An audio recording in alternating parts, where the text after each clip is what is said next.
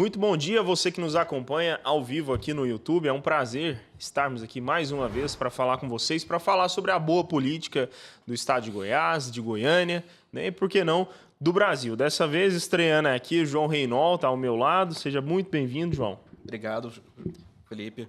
É um prazer estar aqui com vocês. A gente está aqui com o vereador mais votado de Goiânia, Major Vitor Hugo, do PL. A gente está aqui para discutir como é que está essa posição atual na Câmara, como é que os planos para 2026, essa frente parlamentar que o senhor inaugurou. A gente vai estar podendo conversar com o nosso vereador. Sobre vários assuntos, por sinal, né, João? E Major Vitor Hugo, aliás, eu vou falar por Vitor Hugo, né, já que a gente está tentando eliminar esse major. No bom sentido, claro. Seja muito bem-vindo, obrigado por aceitar o nosso convite, por separar um tempo na sua agenda para estar aqui para falar conosco sobre essas movimentações. Tá bom, Felipe. Obrigado, João. Uma honra estar aqui no grupo hoje, mais uma vez. E, Vitor Hugo, eu vou começar com as perguntas. Né, João, se me permite, claro, Sim, mas claro, você está estreando, eu estou nesse direito, né? Eu tô aqui há mais... Exatamente. João, um grande amigo. Antiguidade é posto. Um grande talento do jornal hoje. Vitor Hugo, eu queria saber o seguinte: o senhor foi eleito, né, vereador por Goiânia na última eleição de 2024, por sinal, o vereador mais bem votado da capital, e eu acompanhei um pouco da sua campanha, eu vi que o senhor fez várias promessas, eu vi que o senhor acompanhou de perto a realidade da cidade, e agora que o senhor chegou de fato na Câmara, eu queria saber qual a sua percepção, o que de fato o senhor encontrou ali na realidade de Goiânia, na realidade do parlamento, que exige uma composição, né, todo aquele jogo base, oposição, situação, que passam também por essas negociatas, enfim, que raio-x o senhor já pode fazer, o senhor já tem, vamos dizer assim, uma certa tranquilidade de dizer de uma maneira mais assertiva que o senhor encontrou ali depois que o senhor sentou na cadeira de vereador por Goiânia? Bom, primeiro dizer da felicidade que foi para mim, né, de ser o vereador mais votado, né, de Goiânia, na verdade mais votado de Goiás e do Centro-Oeste brasileiro, né? Então não teve nenhum vereador nessa última eleição no Centro-Oeste brasileiro que tenha tido mais do que 15 mil votos. E eu sou muito grato aos 15.678 eleitores que me confiaram essa missão, que no fundo é uma missão. Foram quase 700 candidatos em Goiânia, então eu já tinha participado de outras duas eleições, candidaturas, né? Uma candidatura a deputado federal, que deu certo, mas era uma campanha diferente em todo o estado e proporcional também. Depois tive uma candidatura a governo de Goiás, ao cargo de governador. Tive 516.589 votos, então mais de 500 mil de votos. Foi também uma outra experiência majoritária. Logicamente não venci a eleição, mas tive uma vitória, vamos dizer assim, pessoal no campo político, porque acabou que eu era um deputado federal de 30 mil votos, 31.190 votos, e isso expandiu o meu conhecimento, não só eu conhecer o Estado, mas também as pessoas me conhecerem, né? Então, 500 mil de votos foi muito interessante para mim. Agora, essa outra campanha agora, mais restrita, numa única cidade, na nossa capital, mas concorrendo com 700 candidatos. E também concorrendo com pessoas que eram meus apoiadores em outras eleições, ou até formalmente do meu gabinete, ou filhos de pessoas que eram do meu gabinete.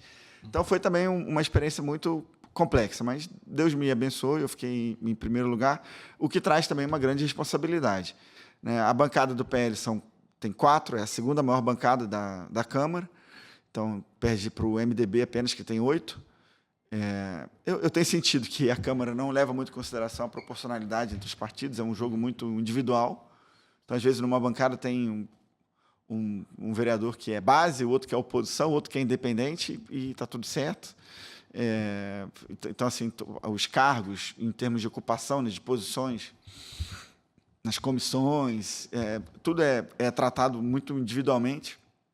Então, o fato do PL ser a segunda maior bancada não tem necessariamente influenciado, pelo menos por enquanto, né, sobre o poder que cada um vai ter de influenciar ou de determinar uma pauta ou outra.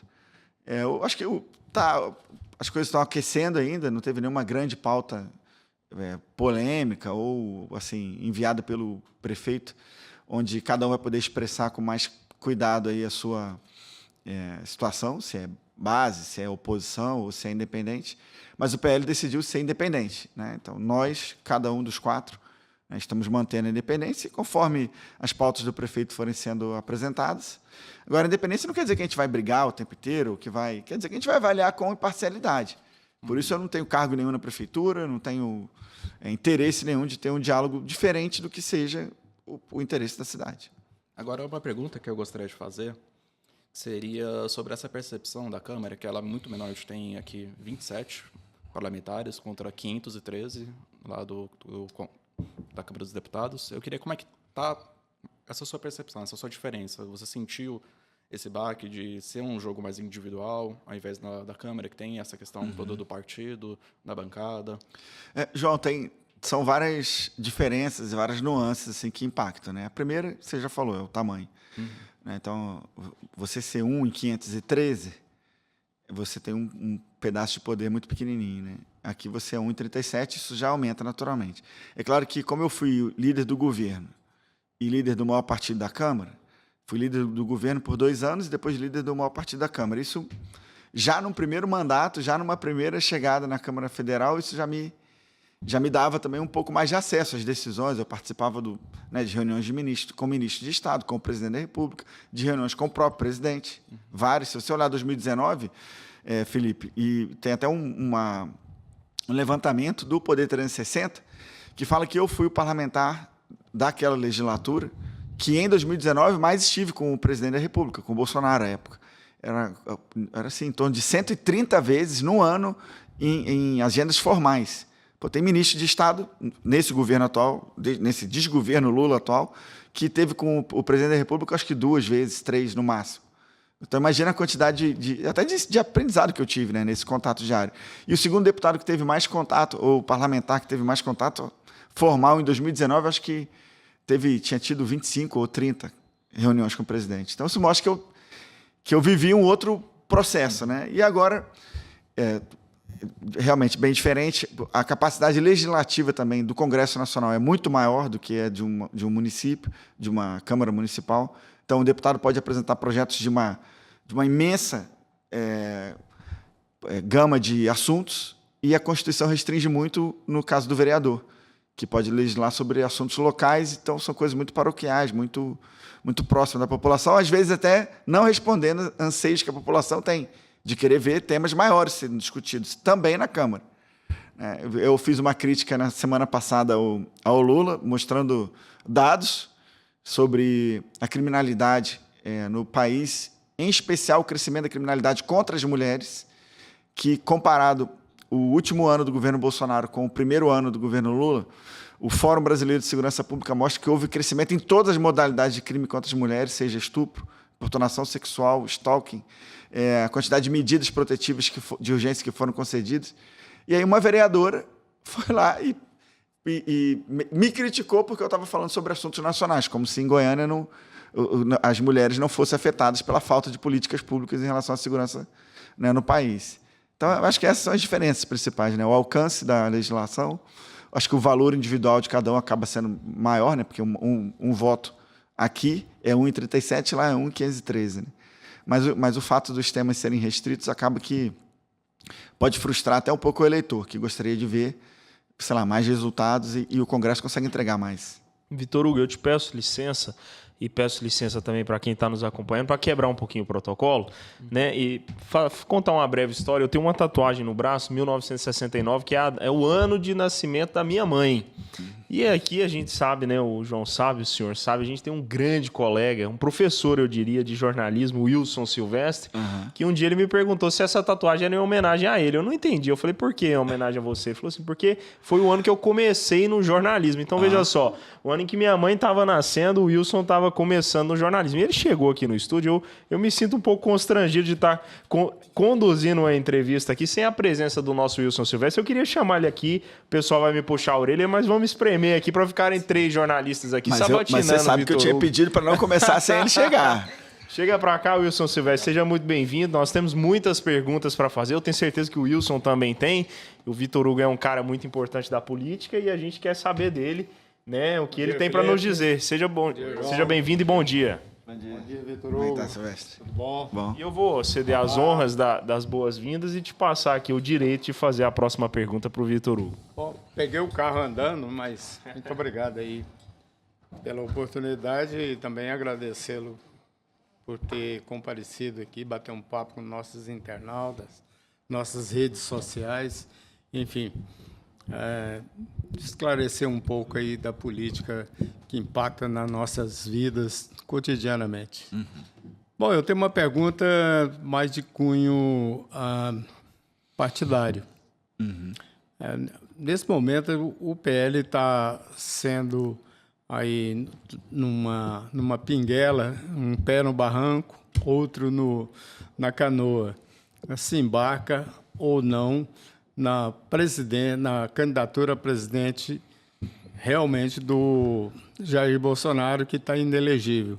Tudo indica que ele vai continuar inelegível, embora há um otimismo muito grande hoje. Essa semana, então, é decisiva da mobilização da bancada em torno daquela anistia para o ex-presidente Jair Bolsonaro. Há um otimismo muito grande dentro do PL, e a minha pergunta para você é o seguinte: há possibilidade, realmente, vocês têm essa convicção de que o Jair Bolsonaro possa vir a ser anistiado? Bom, primeiro Silvestre, dizer a satisfação de ter você aqui. Estou me sentindo meio pressionado aqui, porque tá 3-1 aqui, pô. E agora chegou o comandante de vocês aí, agora ficou mais complexo. Mas eu estou brincando, estou feliz de estar aqui, né, no hoje, e mais feliz ainda com a sua chegada aqui. Obrigado. Bom, a minha avaliação sobre a possibilidade do Bolsonaro ser, de novo, o nosso presidente, ela é total, atual. Eu tenho a plena convicção de que existem caminhos, né, de que existe uma ampla via para que o Bolsonaro seja o nosso presidente em 2026, ano que vem. A anistia que está sendo discutida agora no primeiro momento, ela não tem a ver com o presidente, ela tem a ver com os condenados do 8 de janeiro. Inclusive esse projeto, na verdade, principal é de minha autoria. É o projeto de lei 2858 de 2022, que eu apresentei no final da minha legislatura, no dia 24 de novembro de 2022. Então, ele foi apresentado antes do 8 de janeiro, logicamente não tinha como prever que ia acontecer, mas já estavam sendo aplicadas multas nos caminhoneiros que estavam parando as estradas bom, tinha tido outros incidentes também, e eu apresentei um projeto de lei para anistiar todos que participaram de manifestações pelo país e que estavam à frente dos quartéis do dia do segundo turno, do término das eleições presidenciais, até quando entrasse em vigor a lei, que ainda não foi aprovada. Então, é um amplo espectro, né, temporal. E acabou que abarcou também o 8 de janeiro, e outros parlamentares apresentaram projetos mais específicos e foram sendo apensados. Eu vejo agora a possibilidade muito grande do Bolsonaro voltar como presidente por vários fatores. O primeiro, um fator político ou geopolítico mundial. Né? O homem mais poderoso do planeta é um presidente dos Estados Unidos de direita e com apetite grande para mostrar que o caminho do mundo é pela direita. Então, ele já mudou o fato dele chegar ao poder e começar já a fazer uma série de movimentações com decretos, com atos na política externa e com revelações e com conversas, com aproximações sucessivas do próprio Bolsonaro com o Eduardo Bolsonaro. Acho que isso já é uma mudança grande. Aplicou até, acho que agora, uma sanção a um procurador lá de Haia, um alemão, que havia proposto a punição para o primeiro-ministro de Israel, já com sanções efetivamente aplicadas.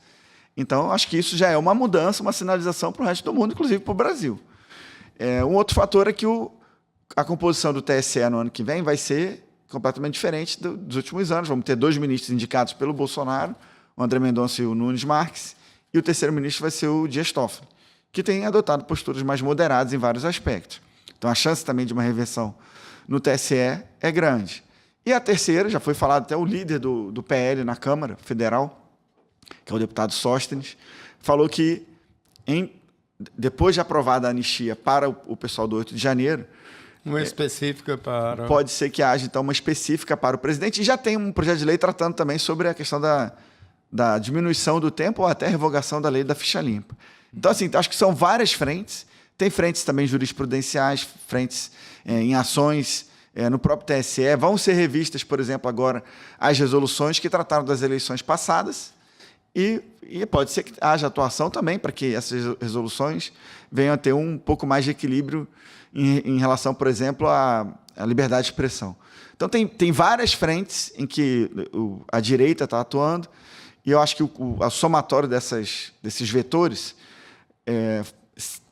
somado ainda ao fato de que esse governo está muito ruim, esse desgoverno atual federal está muito perdido, não tem uma marca, não tem um projeto, não tem um programa, está perdido na política externa, está perdido na economia.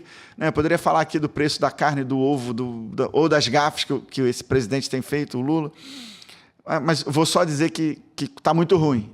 Então, assim, de um lado, todos os vetores caminhando, né, para que haja uma reversão da inelegibilidade, e do outro lado, o desgoverno, né, dando todas as munições para a oposição se viabilizar. Vitor Hugo, de alguma forma, eu diria que a classificação popular, vamos assim dizer, seria de que, de uma maneira muito genérica, quem não está com o governo é direita, é contra o governo, seria, vamos dizer assim, a direita brasileira, né? E a gente vê nesse espectro aí, pelo menos de pré-campanha, se por assim já posso dizer, né, ou posso chamar, Wilson Silvestre, 2026 está aí, né? Falta um pulo para 2026. Essa direita de alguma forma pulverizada. São vários nomes, né?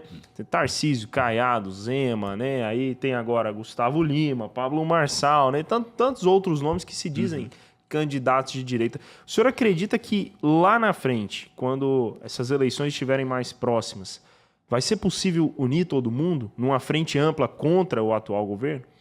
Bom, primeiro que nessa fase agora... Só abrindo um parênteses aqui, Vitor Hugo, o governador Ronaldo Caiado já disse certa vez que... Ele falou, olha, vamos estar todo mundo aí. Lá, quem tiver com o pensamento, se as propostas de direita coincidirem com as minhas, eu não tenho a menor dúvida. Eu vou apoiar num segundo turno, eu vou apoiar o candidato de direita. Só pegando uma carona, você acredita que é possível unir essa direita? Porque se ela não for unida, o Lula ganha mesmo com o mais negativo possível que esteja a sua imagem, ele ganha. Porque a esquerda é mais orgânica do que a direita. E, ao mesmo tempo, fatiando demais em várias candidaturas, né? De certa forma, esse poder da direita ele fica diluído, né? O que, como o Wilson falou, abre margem para que a oposição cresça. Então, o senhor acredita que esse caminho é possível? Primeiro, vou analisar o cenário. Sim. O Lula tem derretido, né? A desaprovação dele tem crescido e a aprovação tem diminuído.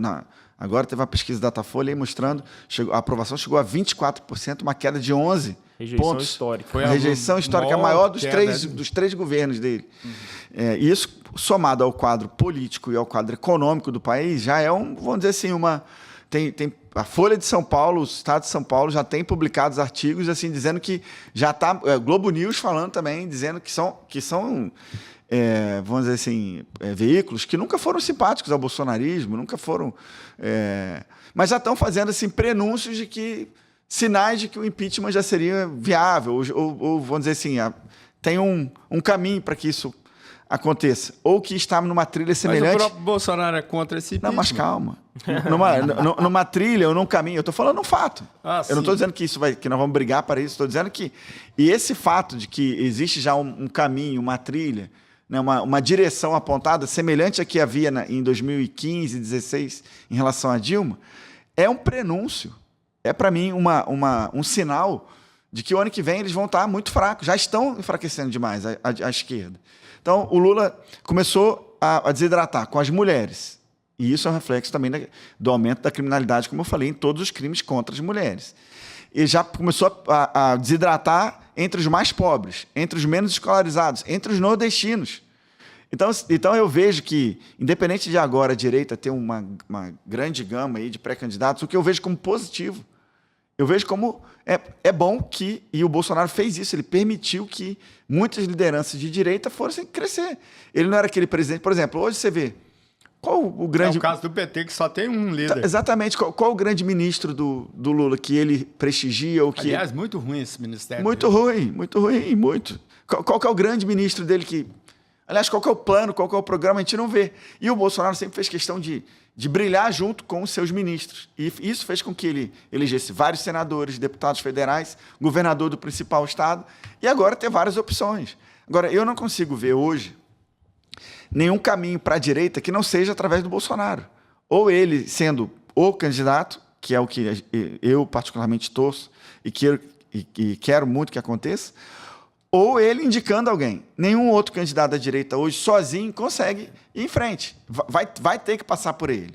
E essa avaliação vai acontecer mais para frente. Se isso vai ser no primeiro turno, se vai ser no segundo turno apenas, acho que é algo que a gente está ainda distante. 2026 está logo ali, está muito próximo em alguns aspectos, né? Hoje saiu uma pesquisa aí para governador, né, do Mais Goiás. Ou seja, está todo mundo pensando já no ano que vem, né? Mas, por outro lado, está ainda distante para essa definição, né, sobre se a direita vai estar unida ou não vai estar. Nesse momento, eu acho que, nessa fase aqui, eu acho que é bom que haja vários nomes. Eu acho que é uma pergunta também muito válida para a gente comentar, seria sobre essa questão, essa preparação de 2025 para 2026, seria essa frente parlamentar que o senhor inaugurou já há umas 2 semanas, de vereadores da direita de Goiás. Uhum. Essa frente, ela tem um objetivo de capacitação, certo? De articulação, capacitação. Você poderia comentar, mas qual que é o objetivo que a gente tem dessa frente para 2026, talvez? O que vocês almejam? João, o nosso pensamento hoje é que a direita ela precisa do centro para poder ir para frente. E não só a direita, a esquerda também precisa do centro. Então, na verdade, é uma luta pela maior porção do centro. Quem, entre direita e esquerda, conseguir a maior fatia do centro, vai ter mais chance de sucesso ano que vem. Isso, para mim, é um fato. Você vê que o próprio Bolsonaro procurou o Kassab, ou eles se encontraram para conversar sobre a possibilidade de aprovação da anistia. Você vê que a direita apoiou um candidato ao Senado do União Brasil, um candidato à Câmara dos Republicanos. Então, assim, o PL elegeu um prefeito da maior cidade do país, o Ricardo Nunes, que inclusive falou que faz campanha e vota no Bolsonaro, se for no ano que vem, se ele viesse ser candidato, como nós desejamos, e ele falou claramente que ele apoiaria. Então, assim, existe hoje um movimento nosso, da direita, para busca da maior fatia possível do centro. Esse movimento, ele existe. E nós queremos, com a nossa frente, fazer a mesma coisa aqui, porque é uma frente voltada, a frente goiana dos vereadores de direita. Mas também não são só vereadores, vereadores, ex-vereadores, suplentes ou lideranças. E também não é só da direita, como a gente entende, a direita raiz. Nós queremos pegar a direita, centro-direita e a maior porção do centro que a gente puder. Que é suprapartidário. É suprapartidário, tanto que na primeira reunião que nós fizemos. E veja, não é um senador ou um deputado federal chamando, que teria talvez o potencial das emendas para atrair, né? A possibilidade de envio de emendas é um diferencial que você tem, que os parlamentares federais têm, ou até mesmo os estaduais. Eu diria que é a rosca na padaria.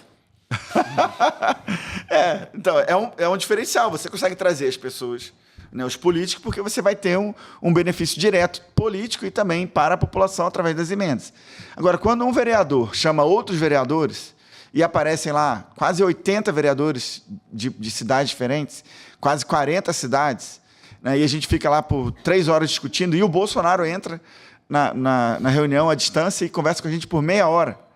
E felicita, e inclusive insinua, não é uma brincadeira, logicamente, mas fala que o vice dele poderia ser de Goiás, porque a frente ela está sendo criada, está sendo mobilizada, né? O que foi, para mim, lógico, assim, eu divulguei porque era um fato diferente. Ele não tem falado de vice com ninguém e, de repente, brinca comigo de eu ser o vice dele, né, na disputa ano que vem. É uma forma também de demonstrar apreço, carinho.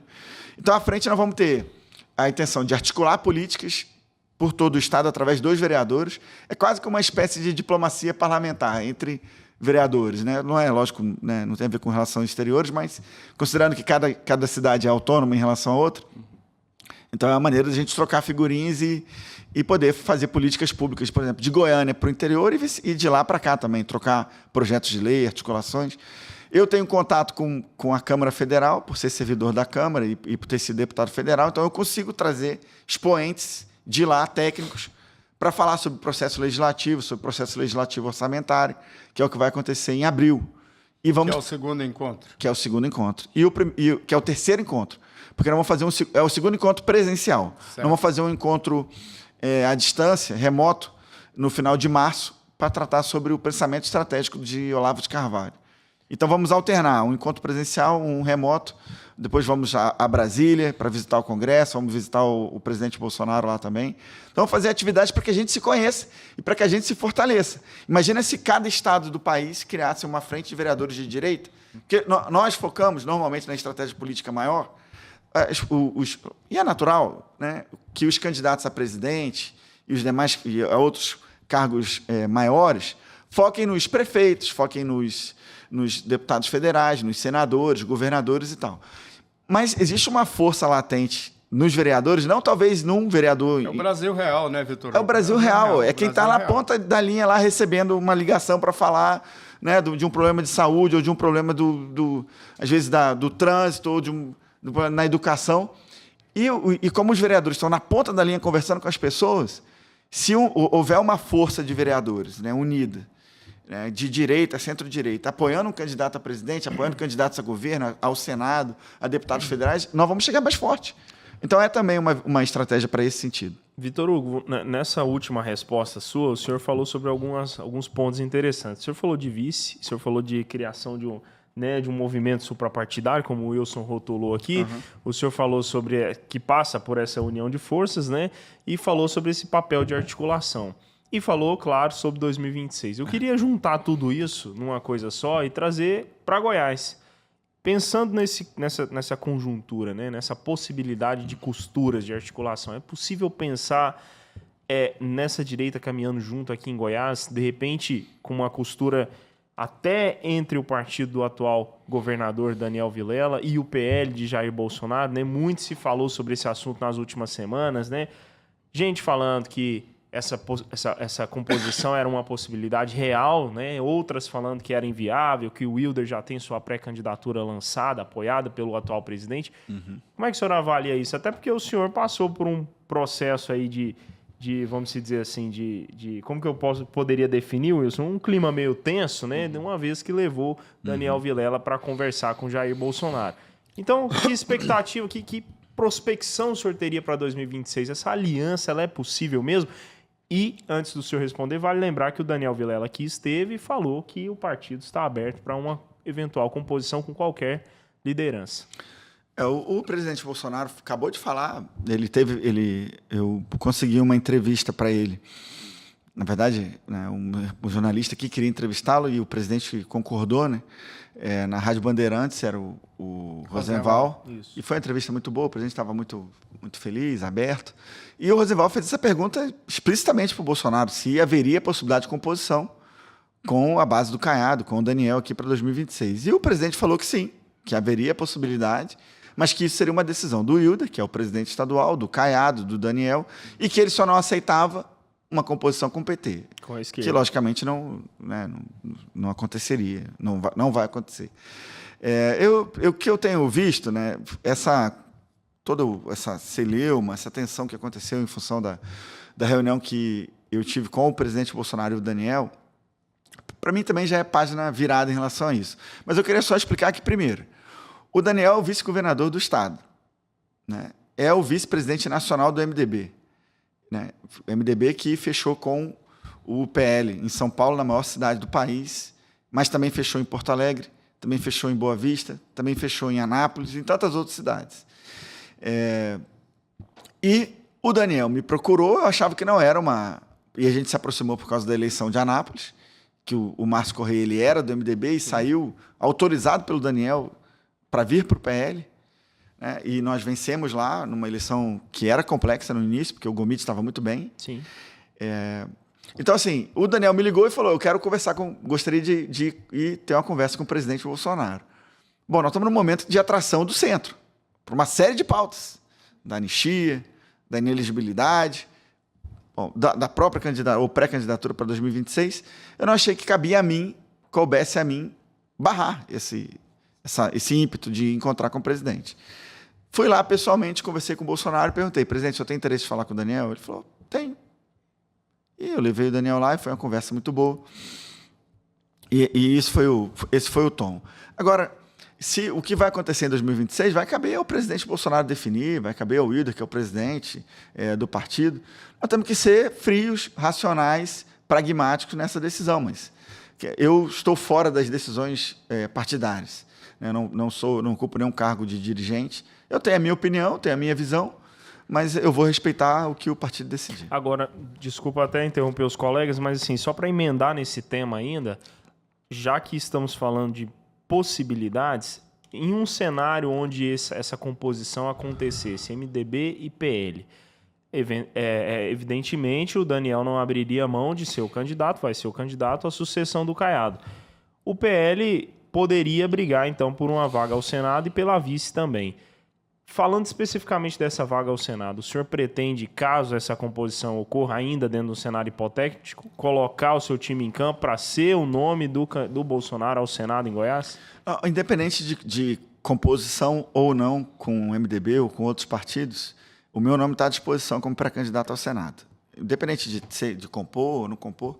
E agora, essa decisão de quem serão os candidatos ao Senado de Goiás, o Bolsonaro já falou repetidas vezes, inclusive nessa entrevista para o Rosenval, numa outra entrevista na Auriverde, em que ele tratou especificamente do caso de Goiás, mas também falando do geral. Quem vai fazer essa escolha é ele. Quem vai dizer se vai ter composição? Ele já disse também algumas vezes que ele não está interessado em governadores. O interesse principal dele é o Senado, a disputa pelo Senado. E isso já está tendo reações também do lado de lá, da esquerda. Teve uma declaração do Lula dizendo que ele troca 5 governadores por um senador. Então, para ver que a percepção... A guerra é pelo Senado. A percepção real do combate político que está havendo maior no país é da disputa pela vaga do Senado. Se a direita tiver mais... Só um minutinho. Se a direita tiver mais número de cadeiras, né, no Senado, nós vamos ter um presidente do Senado de direita e os poderes se reequilibram de imediato.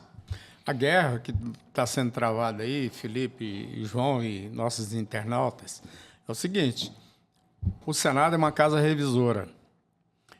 O Senado é o único legislativo que tem condições de mexer na Suprema Corte e também interferir em alguns processos dentro do Executivo e outros tribunais. Enfim, é a casa revisora. Então, a briga entre direita e esquerda, ela se materializa a partir do Senado e não de governos. Aliás, o governador, de uma certa forma, ele está ficando irrelevante depois das emendas impositivas. Porque antes caía a emenda, o deputado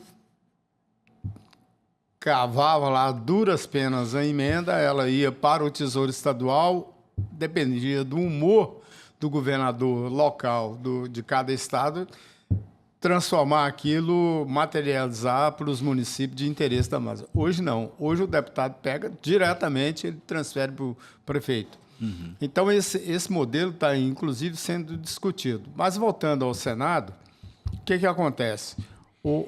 A direita e a esquerda, a sobrevivência, a eleição de 2026, no meu modesto entendimento, vai ser a eleição crucial. É a permanência ou, melhor dizendo, a manutenção do PT ou o fim do PT como um grande partido. Ele tende, a partir de 2026, se a direita ganhar, ele vai levar, no mínimo, 10 anos para recuperar as forças que ele tinha junto ao eleitorado. Então, essa eleição, ao meu ver, é a mais importante. Por isso que o Senado tornou-se o objeto de desejo de todo mundo, esquerda e direita, centro, não importa. Quem tiver maior força dentro do Senado, certamente vai conduzir a política para os próximos 10 anos. Então, a importância que fala, trocar 3 governadores por um senador, ela faz sentido. Falou 5 governadores. No caso do PT, mas do Bolsonaro troca 3 por 1. 3 governadores. Por quê? Está exatamente isso. Como é que você acha que nessa concepção, nessa avaliação de que a esquerda ela chegou no limite, porque tudo é finito, não existe nada. Não existe nem a morte. Tudo acabou, desapareceu, aí é outro patamar. Então, o PT, nos seus 40 anos, eu escrevi sobre isso na coluna Xadrez, nos seus 40 anos vai ser uma idade muito ruim, porque vai representar o fim do PT. Mesmo que o PT venha ganhar as eleições, a tendência dele é diminuir. Porque o eleitorado, ele cansou do PT. Não tem projeto, montou um ministério muito ruim, a maioria é medíocre, desconhecida, não tem nada. Não adianta o Lula exigir, porque não tem condições de... Essa exigência, porque eu preciso de 10, não tem. A questão é o seguinte, o país não tem poupança. O país não tendo poupança, o governo não tem, porque o dinheiro é do contribuinte. Aí tolhe a iniciativa privada, não tem o que investir no país. Não existe ideias. Como é que você vê esse cenário? Bom, eu acho que você retratou isso, um cenário muito lucidamente, né? Tá muito claro para mim o que esse desgoverno, né, federal, eu trato assim porque realmente ele não tem um programa, uma pauta, não tem quais são as realizações, quais são os planos que eles têm. Ele trocou agora o ministro da SECOM na esperança, na torcida interna que eles tinham de que isso poderia resolver a queda da popularidade ou a queda da imagem do governo. Quando, na verdade, não é um problema de imagem, é um problema de pauta. Não tem pauta. Não existe. Não adianta pegar o marqueteiro da campanha. Inclusive, eu imagino que se fosse no governo Bolsonaro, diante de todos os questionamentos que foram feitos, inclusive a justiça interferindo em nomeações feitas pelo presidente, imagino que nesse caso também haveria uma interferência. Porque imagina, você contrata o seu marqueteiro da campanha para ser como você está confundindo uma coisa com a outra. A comunicação institucional do governo não é propaganda política eleitoral. Mas o que eles estão fazendo estão dando um sinal disso. Está pegando o cara que pensou a campanha para entrar, né, para conduzir a comunicação institucional do governo federal, que é para mostrar políticas públicas, que é para mostrar as ações do governo, que é para orientar a população. Mas a questão é que, mesmo fazendo isso, ainda fazendo isso, a comunicação está muito ruim, mas não tem, ainda que a comunicação melhorasse, não teria o que mostrar. O que o Banco Central fez, né, entrando naquela disputa lá sobre das informações, ou da guerra política natural, em torno de qualquer ação do governo, sempre vai ter. Aí o Banco Central criou lá o BC Sincero, ou BC Boladão, sei lá, alguma coisa assim. Pô, cara, para entrar numa discussão, o perfil do Banco Central do Brasil, que é uma instituição independente, para ver o grau de desconexão com a realidade, com a legalidade, está o BC, o Banco Central, entrando na briga política entre a oposição, sendo que o Bolsonaro foi o presidente que deu a independência do Banco Central, né? Que propôs a independência do Banco Central, e nós aprovamos, eu era até o líder do governo na época. Então, eu vejo assim, com muita esperança. Eu não quero o mal do Brasil. Lógico que eu não desejo assim, não, que a situação do Brasil piore. Estamos no mesmo barco.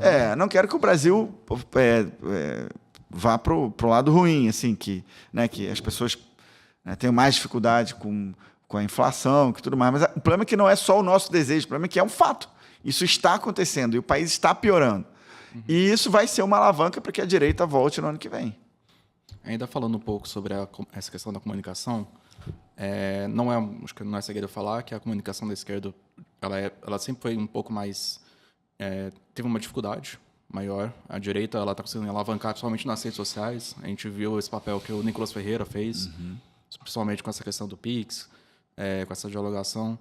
Existe, talvez, essa direção entre 2025, vocês fortalecerem ainda mais essa comunicação com as redes sociais, talvez com o próprio eleitorado, para a gente conseguir, talvez, ter uma eleição mais fortalecida? João, só para você ter uma ideia, na mesma linha da sua pergunta, essa semana vai ter um congresso nacional do PL em Brasília para falar sobre comunicação. Vai ser quinta e sexta e convidou todos os membros do PL, com mandato e suplentes e tal, de todos os níveis, deputados federais, estaduais, senadores, vereadores, prefeitos, todos para a gente se reunir lá em Brasília para estar com o Bolsonaro e com outros influenciadores, Nicolas e outros que têm grandes redes e conseguem influenciar, para que possa passar as principais ideias para organizar o jogo para o ano que vem. Inclusive vai ter na quarta-feira um jantar do Bolsonaro com vários grandes influenciadores, jovens influenciadores que estão na internet, de direita, para também coordenar isso. Então, é uma preocupação da direita de manter a hegemonia que hoje nós temos. A direita hoje, pô, esse vídeo do Nicolas, quase 400 milhões de visualizações. É o recorde mundial de visualizações de um vídeo. Né? Então, e ele já fez outros também que atingiram 100 milhões. Esse que ele criticou, por exemplo, o fato do Lula ter falado que era só deixar de comer, né? Não, é só deixar de comprar o que está caro. Aí você viu esse vídeo dele, do Nicolas? Eu acho que ele chegou a quase 100 milhões, ou mais de 100 milhões de visualizações. Então, assim, a direita, e o Nicolas é um expoente nesse sentido, mas temos vários outros também, com expressão talvez um pouco menor, mas conseguem encurralar o governo com as contradições dele próprio. E isso é normal do jogo democrático. Talvez por isso que o governo queira tanto essa questão da regulação da mídia. Porque eles estão vendo que esse é um campo de batalha em que eles perdem claramente. E aí eles estão querendo regular para impedir, para tentar fazer com que a direita tenha menos liberdade no campo de batalha, entendeu? O PT sempre teve um monopólio da juventude, por conta do pensamento acadêmico e tudo. Isso perdeu a partir do Bolsonaro. Hoje a juventude é de direita, ou pelo menos de centro-direita, e os jovens estão muito mais engajados politicamente. E aí, goste ou não do Bolsonaro, acha ele bonito ou feio, não importa. O que importa é que ele mudou aquela dicotomia, o monopólio da esquerda, que tinha comunicação, ninguém punha a cabeça para fora. Hoje é o contrário. A esquerda está atrás da direita. Haja vista que buscou lá a equipe do João, lá em Recife, o prefeito, o João Campos. E não conseguiu ainda. O Nicolas vem, faz um arraso. Tem outros personagens. O que está por trás dessa estratégia, pelo que eu conversei ontem, o que está por trás dessa estratégia do Bolsonaro e da direita, de um modo geral, é multiplicar os formadores de opinião dentro das redes sociais, principalmente os jovens. Porque a juventude ela vai ser decisória em 2026. Sim. É mais ou menos por aí. Né? É por aí. Não, a direita já tem essa, né, já está à frente da esquerda. De vez em quando surge uma tentativa ou outra. Desde 2019, quando começou esse movimento. Mas isso se consolidou agora de uma maneira... E agora a oposição tem sabido explorar os tropeços do governo de uma maneira que ficou muito claro até para a imprensa. Hoje em dia eu vejo assim, a imprensa no nível nacional, Folha de São Paulo, Estado de São Paulo, o Globo, eu vejo eles já assim... No começo era meio... Não, a oposição está manipulando os dados. Agora já não tem mais como esconder. Tipo assim, o governo é ruim, a narrativa maior, assim, o que está no segundo plano... Os editoriais, os editoriais já falando, já batendo assim, o governo é muito ruim. E a oposição está sabendo explorar os tropeços do governo. Ponto. Não é mais... não, é porque houve uma distorção na fala. E o Nicolas não distorceu nada. Qual que era a questão? Muitas pessoas estavam falando que o governo iria taxar o Pix. Ele falou claramente, o governo não vai taxar o Pix. Mas vai monitorar. Mas vai monitorar, mas também a gente não pode duvidar que possa vir. Porque diversas vezes o governo também falou que não faria e fez. E ele mostrou. Falou que não faria, por exemplo, sobre o imposto de renda, até R$5.000 e isentar. Não isentou. Falou que não ia taxar as blusinhas lá da China. Taxou. E falou que ia ter picanha. Não teve. Então, ele mostrou. É um governo que não dá para você confiar. Eles estão dizendo que vão só dar uma monitorada aí no seu Pix, mas como é que você sabe que ele não vai no fundo lá na frente? E o problema era a questão da renda. Né? Você pode até não taxar a transação Pix em si, mas se o cara sabe que ele está acima do limite da renda, em que as pessoas estão taxadas, vai se cobrar o imposto de renda de quem hoje não paga, e se pagar, não tem condições de vender. Isso, não tenha dúvida. Então isso era algo muito claro. E essa certeza nas pessoas foi o que fez o vídeo viralizar. Primeiro que ele usou argumentos e usou dados e fatos que efetivamente aconteceram, que as pessoas sabiam. E o medo que era real, de que não era só a taxação do Pix, era a questão de pegar as informações para se cobrar imposto de renda. Fica à vontade. Aqui, cabe uma pergunta, Vitor Hugo. O governo, pelo menos assim, até onde eu acompanho a história, o governo que perde confiança, é muito difícil ele ser reeleito. Pelo menos assim, desde a redemocratização que eu acompanho, todo governo que perdeu confiança da população, ele não conseguiu nem sustentar seu grupo e muito menos ser reeleito. É possível que isso esteja acontecendo com o Lula e ele queira desistir? Daí ele está dando sinais que vai desistir. Ele está dando sinais também que vai desistir. Ele começou a falar... eu vou falar uma coisa que eu acho que todo mundo acaba percebendo ou citando, né, de que ultimamente a história dos Estados Unidos tem meio que... ou do Brasil tem espelhado os Estados Unidos com 2 anos de diferença. Né? Então, o Trump foi eleito em 2016, o Bolsonaro foi eleito em 2018. Né? O Trump não foi reeleito em 2020, o Bolsonaro não foi reeleito em 2022. Houve o 6 de janeiro em 2021, lá nos Estados Unidos, houve o 8 de janeiro de 2023 aqui. E agora o Trump foi reeleito, ou melhor, foi eleito novamente, né, agora, e daqui a 2 anos, né, nós torcemos e queremos que o Bolsonaro seja eleito. Né? Eu sinto que essa degradação da esquerda, né, e esse papel do Lula em especial, tendo como referência essas questões dos 2 anos, eu estou vendo o Lula como o Biden brasileiro. Né? A questão da idade, a questão os tropeços até que ele tem feito umas gafes muito claras. Assim, pô, o presidente da República, que está num governo ruim na economia, dizer para as pessoas comerem... sei lá, agora está falando do ovo aí, não é mais ovo de galinha, que ele tá... Aquele foi um desastre, aquele discurso dele lá muito no ruim. Pará, muito ruim. Ele falou muito isso... ruim. Dormir na rua. Então, assim, você vê que ele não é possível... Segundo as redes sociais, ele estava bêbado. Bom, a probabilidade não é remota, dado o seu histórico, né, o histórico dele. Então, assim... eu vejo realmente que o governo ele está desidratando. O Lula em si já está dando mostra de que... Ele falou agora, eu li na Folha de São Paulo no fim de semana, acho que foi na Folha, ele dizendo que ele não pode mentir para si mesmo, que a idade dele está chegando e que ele não pode mentir nem para os outros e tal. Ensinou ele a não mentir. Então, assim, ele está dando sinais que... ninguém acredita nisso. Então, assim, e como a esquerda não tem nenhum outro nome, o nome que eles tinham, que eles colocaram da outra vez, foi o Haddad, que perdeu para o Bolsonaro e que hoje... está muito desgastado. Né? Tentou lá, como ministro da Fazenda, fazer alguma coisa. Grande parte desses erros aí... Santana não emplaca. Ninguém nem sabe. Se você perguntar para as pessoas no Brasil hoje, uma pessoa que está no dia a dia dele, da vida, normal, não um político, não um jornalista, lógico, mas estou falando pessoa na vida, no dia a dia normal da sua vida. Parar assim aleatoriamente, não, eu falo assim, cite 5 nomes de ministros do governo federal atual. Não vai saber. Não vai saber. Talvez se perguntar até quem é o vice-presidente da República. Tem 39. É provável que não saiba. Tem 39 ministros. E eu estava vendo, eu fiz essa comparação no começo da conversa aqui, falando sobre que eu estive com o presidente Bolsonaro durante o mandato dele em 2019, 130 vezes, porque eu sei que tem ministros de Estado hoje do Lula que tiveram 2 ou 3, no máximo 2 vezes, com o presidente, um ministro de Estado que tá tomando conta da mais alta administração, numa posição importante do país, numa atuação, né, numa vertente de atuação da mais alta administração, e não tem orientação do presidente. E o pessoal fala, a imprensa diz aí da blindagem que existe em torno dele. Eu nem sei se isso é ruim, porque as ideias dele são ruins também, né? Se ele orientar os ministros, vai ser para fazer besteira. Então, talvez seja até melhor não ter contato. Vitor Hugo, pegando um pouco do gancho aqui, até também para encerrar da minha parte, pegando um pouco do gancho do que foi comentado aqui na mesa, né? O Wilson considerou o PT um partido extremamente orgânico, né? Por muito tempo mostrou, né? Deu aula de como se fazer esse movimento social, né? Esse engajamento com as massas. Ao mesmo tempo, o senhor falou sobre a questão do Bolsonaro não ter abafado a imagem de ninguém, né? Ter feito política ao lado dos seus ministros e, por isso, como consequência, ter formado grandes lideranças. O Tarcísio é um exemplo disso, hoje governa São Paulo.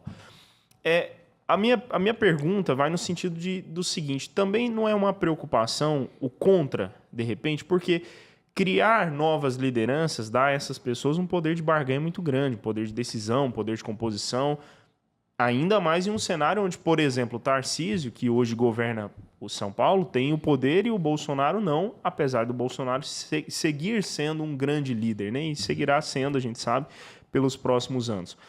A minha pergunta é a seguinte, o Bolsonaro chegou a defender em uma entrevista um limpa no PL, também não é uma preocupação vamos dizer, esse poderio em excesso a essas lideranças? Como que o senhor, até como uma pessoa, né, de carreira, vamos assim dizer, ao lado do Bolsonaro, dentro do bolsonarismo, enxerga essa expressão das novas lideranças que surgiram a partir do Bolsonaro? Então, isso tá muito claro também isso, né? Que essas lideranças surgiram. Eu torço e espero que elas tenham lealdade a quem abriu a trilha primeiro. Né? Não sei se quem já pescou, quem já andou pelo mato, e sabe que você ser o primeiro na fila ali com o facão à mão para abrir uma trilha é muito mais difícil do que o cara que está atrás depois passando com a varinha só ali para chegar no barranco para pescar. Então, e o Bolsonaro foi o cara que fez isso. Ele foi o cara que abriu a trilha da direita, que fez as pessoas não terem vergonha mais de dizer, se assumir, eu sou de direita. Antigamente, dizer que era de direita era quase como dizer assim, pô, crime. Era um crime, é como se o cara fosse um carrasco, só pensasse individualmente, era o capitalista, né, o cara tal. Não, agora todo mundo fala, eu sou de direita, sou conservador. Ele fez isso, ele trouxe as pessoas para essa. Ele identificou, fez a gente ver que o PSDB não era direita. Nós votávamos no PSDB no passado achando que era o conflito da PSDB-PT, era direita e esquerda. E depois o Bolsonaro mostrou que era direita. E ele não foi egoísta ao ponto de não permitir que as lideranças surgissem. Agora, esse momento agora de reorganização, eu não vejo outro nome que tenha mais resiliência, que tenha mais coragem, que tenha mais conhecimento, experiência para liderar o Brasil nessa quadra histórica no campo da direita. Então, veja o que o Trump está fazendo. Ele passou 4 anos estudando o governo federal americano, com a experiência que ele já teve no governo dele. E no primeiro dia ele editou, sei lá, dezenas de decretos com a visão dele. Mas é lógico que isso não foi rascunhado de manhã, do dia 20 lá. Não, ele já vinha se preparando. Porque ele tem, de novo, coragem, resiliência, conhecimento e experiência para fazer. E no campo da direita, apesar de nós termos algumas estrelas em ascensão no nível nacional, nós temos o Sol, que é o Bolsonaro, que é o cara que provê luz para esses astros que estão crescendo ainda, né? E que não tem capacidade sozinhos de governar ou de vencer a eleição. Por isso que um respeito, uma fidelidade, né, lealdade ao líder maior que é ele. Agora, a hora que ele for passar o bastão por uma imposição ou outra, nós já temos várias opções, diferente da esquerda que não tem nada. Perfeitamente, Vitor Hugo. Olha, em respeito, claro, a gente tem várias perguntas, né, a serem feitas. Gostaríamos que o senhor voltasse aqui logo mais para poder falar mais sobre esses trabalhos que estão também em ascensão na Câmara Municipal, mas em respeito à sua agenda, nós estamos há quase 1 hora de bate-papo aqui, 52 minutos mostra ali o nosso retorno. Eu gostaria que a gente pudesse encaminhar para as considerações finais e perguntar aos meus colegas de bancada se tem mais alguma última pergunta para fazer para o nosso vereador, Major Vitor Hugo. Sou mais velho e tenho a primazia. Antiguidade é posto. Não, agradecer a presença. A gente ficaria aqui 2 horas batendo papo, tem muita coisa para ser discutida aí da política nacional, local também. Uhum. Mas agradecê-lo pela oportunidade que nos concede para os nossos internautas, as redes sociais que vão acompanhar esse bate-papo aí. E aberto sempre aqui para a gente trocar figurinhas sobre a política. E, repito, a política impacta na vida de todos nós, independente do estamento social que ele se encontra. É isso, muito obrigado. Agradeço. João? E eu pego as palavras do Wilson como as minhas. Eu queria também agradecer a sua presença aqui, que o espaço sempre vai estar aberto para a gente voltar a ter esse debate, para essa conversa que ela é muito importante para a vida de todos os cidadãos. E eu espero que a gente possa estar trabalhando junto. Muito obrigado. Muito obrigado mais uma vez, Vitor Hugo. Obrigado por separar um espaço na sua agenda para estar aqui conosco. E o momento é seu agora para falar com quem está nos acompanhando aqui nesse bate-papo de quase 1 hora. Tá bom, agradeço aí. Muito obrigado, João. Muito obrigado, Wilson. Obrigado aí, Felipe. Obrigado a toda a equipe do Hoje, né, do Grupo Hoje. E muito obrigado, em especial, você que ficou até agora, né, com a gente. Espero que tenha gostado aí das nossas respostas. Estou à disposição nas minhas redes. Me sigam lá. É sempre @MajorVitorHugo. Né, embora o Felipe tenha dito que quer eliminar o Major, eu fiquei preocupado com eliminar. No bom sentido. Porque eliminar virou marca. Já tem uma conotação mais perigosa, mas eu agradeço, tá? Muito obrigado. Fique à vontade para voltar quando puder, tá? O convite já fica estendido para que o senhor fale dessas boas propostas que estão em andamento, né, para Goiânia, essa frente parlamentar que tanto nos interessa. E eu agradeço mais uma vez, agradeço a companhia da sua equipe que o acompanha e agradeço principalmente a você que nos acompanhou nesse bate-papo de quase 1 hora. Não deixe, como bem lembrou o Major Vitor Hugo, de seguir as redes sociais, também as nossas, né? @hoje no Instagram e fique por dentro de todos os fatos políticos, de cidades, de cultura que acontece na cidade de Goiânia, no estado de Goiás e, por que não, no nosso Brasil. Obrigado a todos e até o nosso próximo encontro. Obrigado, internautas, e até a próxima. Muito obrigado. Nos vemos logo.